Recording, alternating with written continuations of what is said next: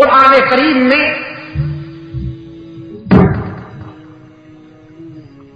کچھ اولیاء کرام کا تذکرہ اس انداز میں آیا ہے.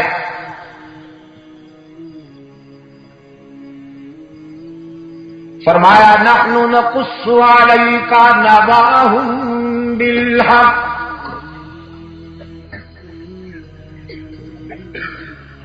إنهم فتية آمنوا بربهم وزدناهم هدى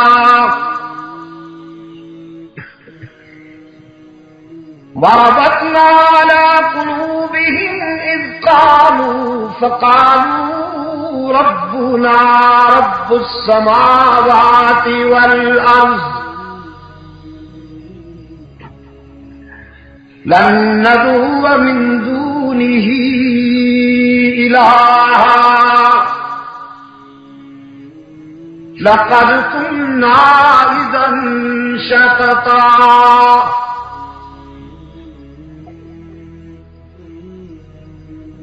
رب العالمین نے فرمایا اپنے محبوب سے ہم آپ کو اپنے ان یادگار بندوں کی کہانی سناتے ہیں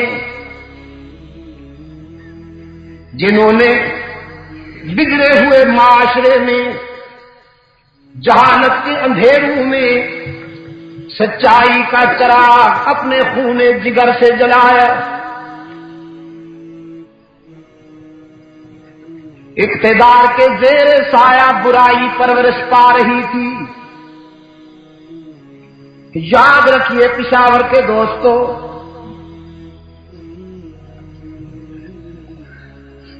برائی اس وقت تک نہیں چل سکتی جب تک کہ بڑے لوگ اس کی سرپرستی نہ کریں.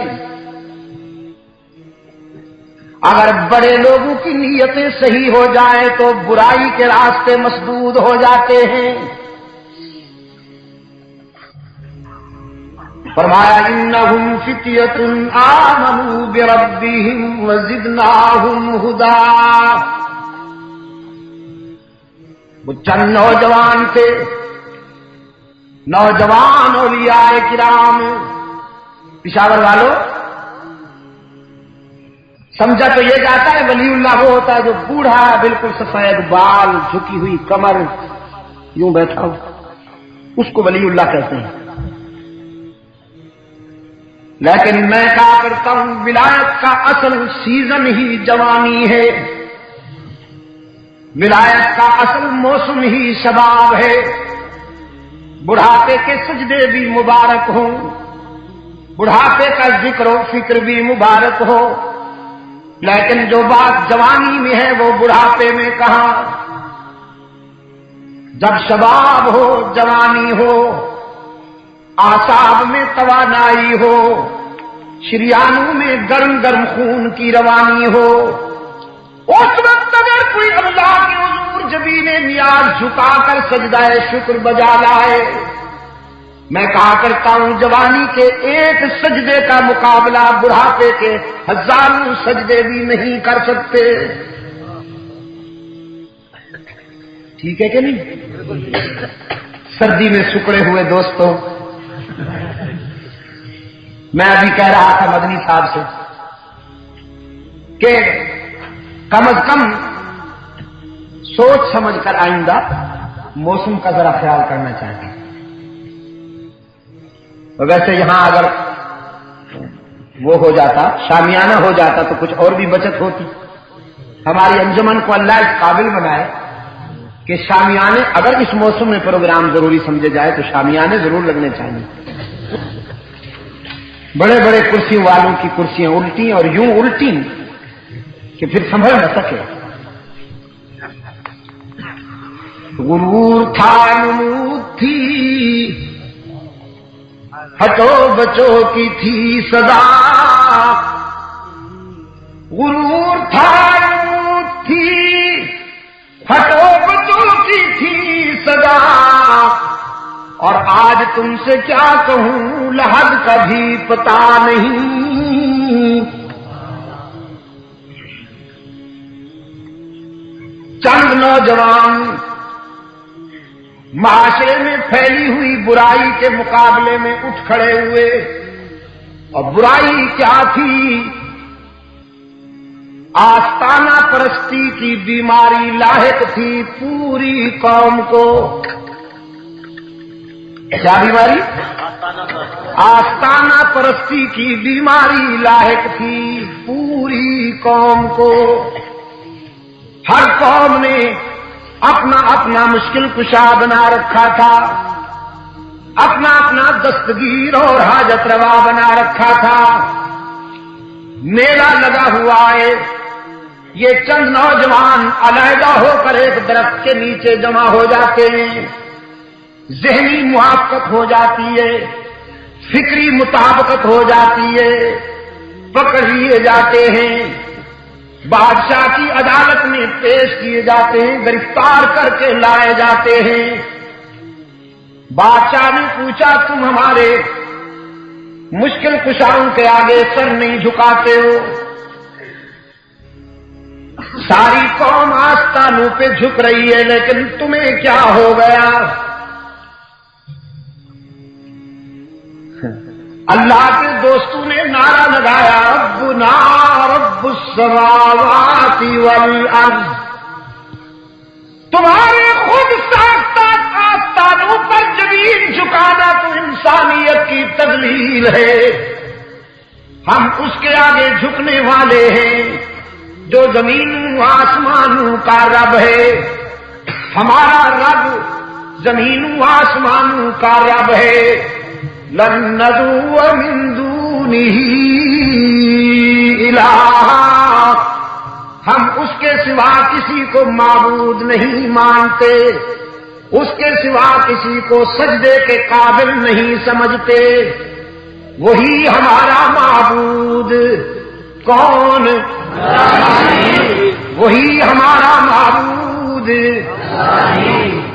ربنا رب السماوات والارض لن ندعو من دونه الہا لقد قلنا اذا شططا۔ یہ تو بڑی بے وفائی ہوگی کہ ہم اس کے مقابلے میں کسی اور کو لائیں۔ زمین کی نیاز مندیوں پر اللہ کے سوا کسی کا حق نہیں، یہ سر کٹ سکتا ہے لیکن اس کے سوا کسی اور کے آگے جھک نہیں سکتا۔ وہی ہے ہمارا مسجود کون؟ اللہ ہی۔ وہی ہے ہمارا معبود اللہ ہی۔ وہی ہے ہر جگہ موجود اللہ ہی۔ وہی ہے علام الغیوب اللہ ہی۔ وہی ہے کارساز اللہ ہی۔ وہی ہے دستگیر اللہ ہی۔ وہی ہے حاجت روا اللہ ہی۔ وہی ہے مشکل کشا اللہ ہی۔ یہ ہر دور کے ولی کا ذوق ہے، جو سچا ولی ہوگا اسی بات سے پہچانا جائے گا۔ پاکستان میں ایک روشن ضمیر کی تعلیمات ہمارے سامنے ہیں، کتنی درد مندی سے فرمایا، یقین دانم دری عالم کہ لا مسجود اللہ ولا معبود فی الکونین لا موجود اللہ۔ میرا تو یقین ہے کسی اور کو سمجھ میں آئے یا نہ آئے، لیکن میرا ایمان ہے کہ اس کے سوا کوئی مسجود نہیں، اللہ کے سوا کوئی ہر جگہ موجود نہیں، اللہ کے سوا کوئی مقصود نہیں۔ میرا تو مسجود بھی وہی ہے، ہر جگہ موجود اسی کو سمجھتا ہوں، اور میری تمناؤں اور آرزوؤں کا حقیقی مقصود بھی وہی ہے۔ لن ندعو من دونه الہا، ہم اس کے سوا کسی کو معبود نہیں مانیں گے۔ کیس تیار ہو گیا، بغاوت کا کیس، خصوصی آرڈیننس تیار ہونے لگا، چند دنوں کی مہلت ملی، مارجن دیا گیا، جاؤ اپنے فکر پر نظر ثانی کرو ورنہ سزا کے لیے تیار ہو جاؤ۔ قرآن پاک نے فرمایا وہ چند نوجوان ایک غار کی تنہائی میں آئے، ہلکا بنایا، دعا کے لیے ہاتھ اٹھائے، ربنا آتنا من لدنک رحمہ وہیئ لنا من امرنا رشدا۔ اے ہمارے رب، ہمیں مٹانے کی سازشیں ہو رہی ہیں، ہمارے مٹانے کا پروگرام بن رہا ہے، ہمیں اپنے مٹ جانے کا تو خوف نہیں، لیکن سچائی کا قول بلند رہنا چاہیے، ہمارا موقف بلند رہنا چاہیے۔ اے ہمارے داتا، تو ہماری رہنمائی کر، تو ہماری نگرانی فرما، اشرار کے شر سے تیرے سوا بچانے والا کوئی نہیں۔ اب تعالیٰ نے فرمایا فَضَرَبْنَا عَلَىٰ آذَانِهِمْ سِنِينَ عَدَدًا، ہم نے اپنے پیارے بندوں پر، اولیاء پر نیند طاری کر دی، غار کی خلوتوں میں سلا دیا، چند دنوں کے لیے نہیں، صدیوں تک کے لیے۔ پروگرام یہ تھا کہ 309 سال سلانا ہے، اور مارنا بھی نہیں، زندہ رکھنا ہے۔ موت واقع نہیں ہوئی، نیند طاری کر دی گئی غار کی تنہائی میں۔ وہ حق تعالیٰ نے فرمایا نا کہ ہم اپنے بندوں کو تنہا نہیں چھوڑتے، جو ہمارے لیے سب کو چھوڑ دے پھر ہم بھی انہیں تنہا نہیں چھوڑتے۔ ہوائیں وہیں پہنچائی جا رہی ہیں، سورج کی کرنیں بھی وہیں پہنچائی جا رہی ہیں۔ قرآن پاک نے فرمایا نقلبہم ذات الیمین وذات الشمال، ان کی کروٹیں بھی ہم خود بدلا کرتے تھے۔ وہ سوتے ہوئے جب دائیں پہلو پہ تھک جاتے تو ہم انہیں بائیں پہلو پر لٹا دیتے، جب بائیں پہلو پر تھک جاتے تو ہم انہیں دائیں پہلو پر لٹا دیتے۔ 309 سال گزر گئے، 300 سنین وازدادوا تسعا۔ اب حق تعالیٰ نے فرمایا کذالک بعثناہم لیتساءلوا بینہم قال قائل منہم کم لبثتم قالوا لبثنا یوما او بعض یوم۔ اٹھا دیا انہیں، جوانیاں لیتے ہوئے اٹھ بیٹھے، پوچھنے لگے کتنی دیر سوئے ہیں؟ کہا گیا آج تو بڑی غفلت ہو گئی، پورا دن سوئے ہیں یا دن کا کچھ حصہ سوئے ہیں۔ کچھ کہتے تھے پورا دن سوئے ہیں، کچھ خیال تھا نہیں کچھ حصہ سوئے ہیں۔ ذرا اس پر تکرار ہونے لگی۔ قالوا ربكم اعلم بما لبثتم، تو پھر فیصلہ کر لے گئے، کہنے لگے جھگڑے کی کیا ضرورت، تکرار کی کیا ضرورت، جس نے سلایا تھا وہی جانتا ہے کہ کتنی دیر سوئے ہیں، سلانے والے کو معلوم ہے، ہمیں تکرار کی کیا ضرورت ہے۔ یاد رکھنا عزیز دوستو، خوش نصیب لوگ کبھی فروعات میں نہیں لڑا کرتے، فروعی اور غیر ضروری باتوں میں الجھنا خوش نصیب لوگوں کی پہچان نہیں ہے، بد نصیب طبقوں کی پہچان ہے۔ منزل کو نہیں بھولنا چاہیے، کاز کو نہیں بھولنا چاہیے، ٹارگٹ کو نہیں بھولنا چاہیے۔ یہ چھوٹی موٹی باتیں، فروعی باتیں، ان پر کبھی تکرار اور جھگڑا نہیں کرنا چاہیے، ان کو نظر انداز کر دینے ہی میں اجتماعی زندگی کی سلامتی ہے۔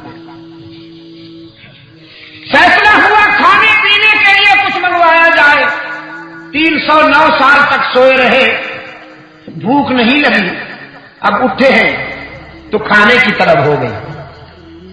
فرمایا فبعثوا احدکم بورقکم هذه الى المدینہ، ہم میں سے کوئی جائے شہر کی طرف، کھانا لے کر آئے، لیکن خیال کر کے کسی مشرک اور بد عقیدہ تو ایمان کا کھانا نہ لے کے آئے، بنا ہوا کسی موحد کے ہاتھوں کا بنا ہوا کھانا لائے، اس لیے کہ ناپاک ہاتھوں سے بنے ہوئے کھانے سے روحانی سفر میں خلل پڑتا ہے۔ ایک نوجوان کو بھیجا گیا، ساتھ میں پیسے بھی دیے، بھیک نہیں مانگنی، خرید کر کے لانا ہے۔ اللہ کے پیارے بندے بھیک نہیں مانگا کرتے، وہ تو صرف اللہ سے ہی سوال کرتے ہیں، بندوں سے نہیں کرتے۔ شہر میں آیا، پکڑا گیا۔ بادشاہ وقت جو اس وقت برسر اقتدار تھا، وہ خوش عقیدہ تھا، لیکن قوم میں کچھ ذہن بیمار تھے، موت کے بعد زندہ اٹھنے پر انہیں یقین نہیں آتا تھا۔ سجدے میں رو رہا ہے، اللہ سے دعا کرتا ہے، الہ العالمین کوئی ایسا برہان عطا کر، کوئی ایسی دلیل عطا کر کہ انہیں بات سمجھ میں آ جائے جو موت کے بعد زندہ اٹھنے پر یقین نہیں رکھتے۔ اس نوجوان کو قوم پکڑ کے لے آئی۔ وہ جو سکہ دیا تھا اس نے ایک ہوٹل والے کو، اس سکے کے ذریعے پہچان لیا گیا، کیونکہ سکہ 300 سال پرانا تھا۔ بادشاہ نے آوازیں سنی تو گھر سے باہر نکل آیا، معلوم کیا ایک نوجوان پکڑ کر لایا گیا ہے، اور یہ ان نوجوانوں میں سے جنہوں نے 309 سال پہلے دقیانوس بادشاہ کے زمانہ میں حق و صداقت کا پرچم اونچا کیا تھا، پھر گم ہو گئے تھے۔ ساری قوم نے انہیں تلاش کیا لیکن مل نہ سکے۔ انہی میں سے کا ایک نوجوان آیا ہے، بادشاہ نے اسے پکڑ کر اونچی جگہ کھڑا کر دیا، پوری قوم کے سامنے اس سے بیان لیا۔ اس نوجوان نے ساری کہانی سنا دی۔ ہم نے اس ظالم بادشاہ کے سامنے کلمہ حق بلند کیا تھا، اس نے ہمارے مٹانے کا پروگرام بنایا، لیکن اللہ نے ہمیں ان کے شر سے محفوظ رکھا۔ آج تو میں کھانا لینے کے لیے آیا تھا تو پتا چلا کہ 300 سال گزر گئے۔ اس بادشاہ نے اس نوجوان کا ہاتھ اونچا کر کے قوم سے پوچھا، جو قادر مطلق 309 سال تک زندوں کو سلانے کے بعد زندہ اٹھانے پہ قادر ہے، وہ مختار کل موت کے بعد بھی زندہ کرنے پر اور اٹھانے پر قدرت رکھتا ہے کہ نہیں رکھتا؟ جن کے مقدر میں تھا انہیں ایمان نصیب ہو گیا اس قوم میں سے۔ میں نے بڑے اختصار کے ساتھ قرآن کریم کا یہ ورق آپ کے سامنے اس لیے پیش کیا ہے کہ اولیاء کرام کی پہچان ہی یہی ہے